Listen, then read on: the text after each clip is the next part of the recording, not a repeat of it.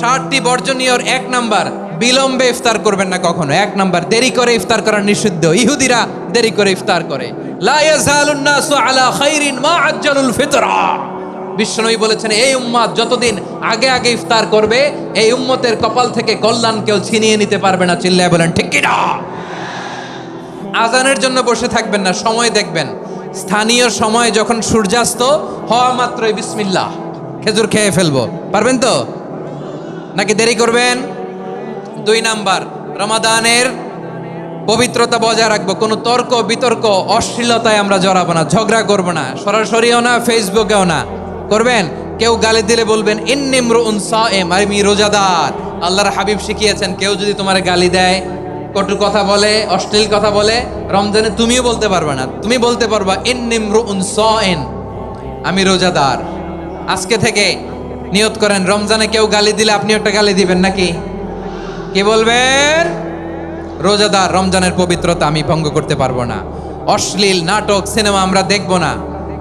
যে রমজানে মিথ্যা কথা, মিথ্যা কাজ, মিথ্যা সাক্ষী ছাড়তে পারে নাই, তার না খেয়ে থাকা, উপবাস থাকা দিয়ে আল্লাহর কিছু যায় আসে না। এজন্য মিথ্যার সাথে আমাদের কোনো সম্পর্ক আছে? মিথ্যা বলবো না। 4 নাম্বার, অপচয় করব না।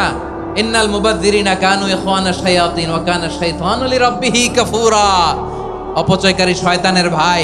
আচ্ছা, যে শয়তানের ভাই ও নিজেও আরেকটা কি? শয়তান। যে শয়তানের ভাই ও নিজেও আরেকটা কি? অপচয় করব না। ইফতারি করতে যে আমরা অনেকে অপচয় করি, এগুলো করবেন আপনারা না। অপচয় অপব্যয় করব না। 5 নাম্বারে, রিয়া, লোক দেখানো ইবাদত আমরা করব না। লোক দেখানোর জন্য নামাজ, রোজা, জিকির, তেলাওয়াত, দান, সদকা এগুলো করলে আল্লাহর দরবারে এগুলো কবুল হবে। বিশ্বনবী বলেন, দাজ্জালের ফিতনার চেয়ে একটা বড় ফিতনার ভয় আমি করি, সেটা কি? আর রিয়া, শো অফ মেন্টালিটি, লোক দেখানো মানসিকতা। এটা থেকে আমরা বিরত থাকবো ইনশাআল্লাহ। 6 নাম্বার, অনেক গুরুত্বপূর্ণ। ব্যবসায়ী ভাইয়েরা, ব্যবসা করেন কারা কারা? হাত তুলে দেখান তো আমারে। মাশাআল্লাহ, হাত নামান। ব্যবসায়ী ভাইয়েরা, অনেক অসাধু ব্যবসায়ী আছে, রমজান আসলে নিত্য প্রয়োজনীয় পণ্যের মূল্য বৃদ্ধি করে দেয়। এরকম আছে না নাই? এগুলো করবেন না। মজুদদারি করবেন না। পণ্যের কৃত্রিম সংকট বাজারে করবেন না। আপনি লাখ টাকা কামায়া ভাবছেন যে রোজাদারদের কষ্ট দিয়ে ধনী হবেন। এমন রোগ আল্লাহ আপনারে দিবে, কোটি টাকা দিয়েও আপনি হাসপাতালের বিল পরিশোধ করার ক্ষমতা আপনার হবে না। খবরদার। শেষ বয়সে দেখবেন কি কষ্ট আপনার হয়। আপনি রোজাদারদের কষ্ট দিয়েছেন, আল্লাহ আপনার সুখে রাখবে? আল্লাহর দোহাই লাগে, আমার ব্যবসায়ী ভাইয়েরা এটা করবেন না। আরব বিশ্বে আমরা দেখেছি, আরব বিশ্বের ব্যবসায়ীরা সারা বছরে ব্যবসা করে, রমজানে ভর্তুকি দেয়। আর আমার দেশের কিছু অসাধু ব্যবসায়ী রমজানে গলাকাটা ব্যবসা করে আর সারা বছর সইটার উপর দিয়ে চলে। চিল্লায় বলেন ঠিক কিনা? করবেন না, এটা করবেন না। নিত্য প্রয়োজনীয় পণ্যের মূল্য বৃদ্ধি করা হারাম, পণ্যের কৃত্রিম সংকট তৈরি করা হারাম, মজুদদারি করা হারাম, রোজাদারদেরকে কষ্ট দেয়া হারাম। এটা করবেন না। 7 নাম্বারে সর্বশেষ কথা, অধীনস্থ যারা আছে তাদের কাজের চাপ আপনারা কমিয়ে দিবেন। কাজের লোক, ফ্যাক্টরির ওয়ার্কার, স্টাফ, তাদের প্রতি যদি রহম করেন, আপনার উপর রহম করবে কে? আমার প্রিয় ভাইয়েরা, এই আসন্ন রমাদান এটা এমন এক বরকতের মাস, যে মাসে আমরা নিজেদের নাফসের উপর নিয়ন্ত্রণ প্রতিষ্ঠা করি। সারা বছর নাফস আমাদেরকে নিয়ন্ত্রণ করে, আর রমাদানে আমরা নাফসকে নিয়ন্ত্রণ করি। কথা বুঝতেছেন? সারা বছর নাফস আমাদেরকে নিয়ন্ত্রণ করে। এই যে এখন আমার খেতে মনে চাইলে যে খেজুর রাখা, আমি খেজুর খেতে পারবো। নাটস আছে, বাদাম খাইতে পারি। খাইতে মন চাইলে পানি, আমার রুহুটা চায়, আমার নাফসটা খেতে চায়, আমি খেতে পারি, পান করতে পারি। বিবাহিতরা দিনের বেলায় স্ত্রীর সাথে মেলামেশা করতে চাইলে করতে পারে, কিন্তু রমাদানে দিনের বেলায় খেতে মনে চায় কিন্তু আমরা খাই। আমার প্রবৃত্তি খেতে চায় কিন্তু প্রবৃত্তির কথা আমরা শুনি, কথা কয় না। রমজানে খেতে মন চাইলে আমরা খাই, তৃষ্ণায় গলা ফেটে যায়, গলার ছাতি ফেটে যায়, কিন্তু এক ঢোক পানি কি আমরা গিলি? বিবাহিতরা দিনের বেলা স্ত্রীর সাথে কি মেলামেশায় যায় না। তার মানে সারা বছর নফস আমাদেরকে নিয়ন্ত্রণ করে, আর রমাদানে নফসের উপর আমরা নিয়ন্ত্রণ প্রতিষ্ঠা করি। নফসের লাগাম আমরা রমাদানে টেনে ধরে। চিল্লায় বলেন ঠিক কিনা? এজন্য আমার প্রিয় ভাইয়েরা, নফসের উপর নিয়ন্ত্রণ নিতে চাইলে রমাদানের রোজার কোনো বিকল্প নাই। এটা এমন মাস যে মাসের ফজিলতেরও কোনো শেষ নাই। এই মাসকে বলা হয় দ্য মান্থ অফ হোপ। এটা আশা জাগানিয়া মাস। রমজানের কথা শুনলে আশা জাগে না হৃদয়ে? হ্যাঁ, ইদা জা রমাদান ফুতিহাত আবওয়াবুস সামা ওয়া গুল্লিকাত আবওয়াবু জাহান্নাম ওয়া সুফিদাতিশ শায়াতিন। রমাদান আসলে আকাশের দরজাগুলো খুলে দেওয়া হয়, মানে জান্নাতের। জাহান্নামের দরজাগুলোকে লক করে দেওয়া হয়, শয়তানকে চেইন আপ করা হয়। ইবাদত করলে শুধু করতেই মনে চায়। চিল্লায় বলেন না সুবহানাল্লাহ।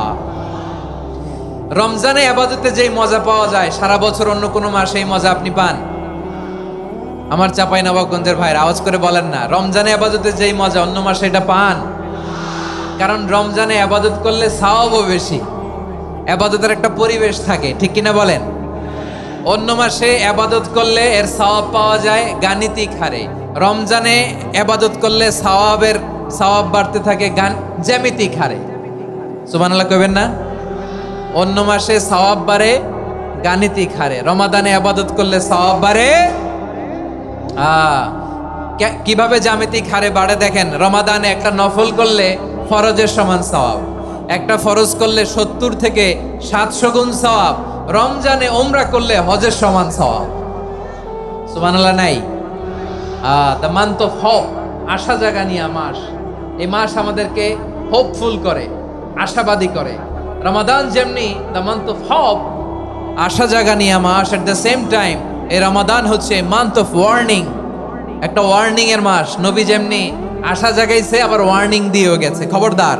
ওয়ার্নিংটা কেমন? আল্লাহর হাবিব সাল্লাল্লাহু আলাইহি ওয়াসাল্লাম মসজিদে নববীর ভেতরে হঠাৎ তিনি মসজিদে নববীর মিম্বারে পা রেখে বললেন আমিন। দ্বিতীয় ধাপে পা রেখে বললেন আমিন, তৃতীয় ধাপে পা রেখে বললেন আমিন। সাহাবারা অবাক হয়ে বললেন ইয়া রাসূলুল্লাহ, ইয়া হাবিবাল্লাহ, 3 বার শুধু আমিন আমিন পড়লেন, কেন পড়লেন আমরা কিছু জানি না, আমাদেরকে জানিয়ে দেন কেন আপনি 3 বার আমিন বললেন।